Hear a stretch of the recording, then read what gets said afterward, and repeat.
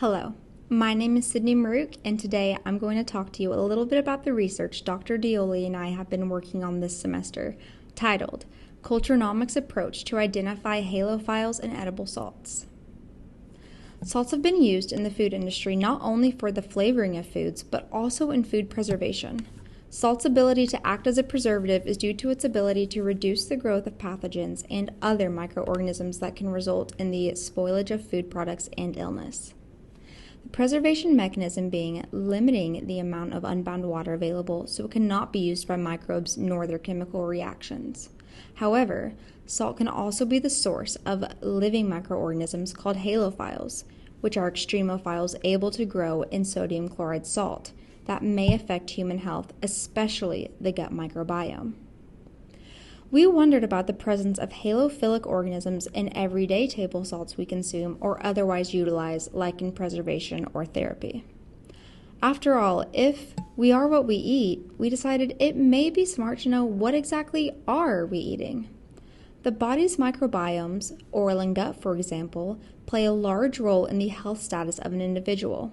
So while it is important to be cognizant of the chemical properties of our foods, which can typically be found on labels, there's a significant knowledge gap regarding the microbial contents. So it is also pertinent to be abreast of the microorganisms present. As far as pathogenicity of halophiles goes, most halophiles are thought to be non-pathogenic. However, previous studies have shown some halophiles to cause disease and/or have the potential to do so. Furthermore, it is not yet determined if the presence of halophiles in our microbiomes can be beneficial to us.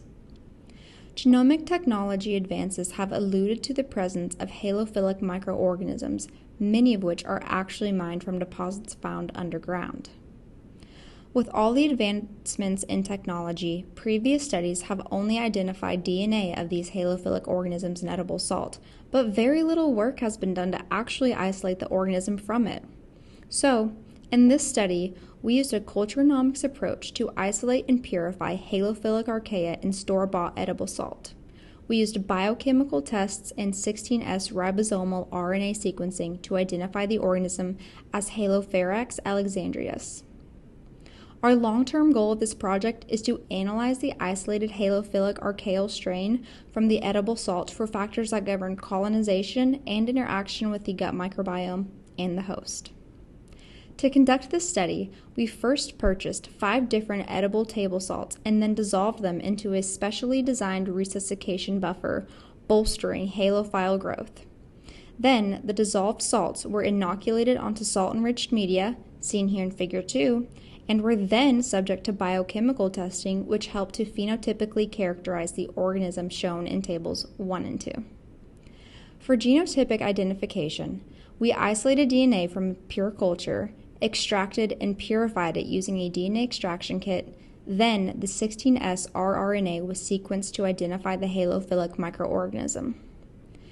Based on the results of the biochemical testing and genotypic sequencing, the presence of Halophyrax alexandrius was detected in store-bought edible salts. So, future studies ought to be performed to test Halophyrax alexandrius' ability to form biofilms, colonize the gut and be part of its microbiome, and if this halophile's presence potentially affects our health conditions. Thank you.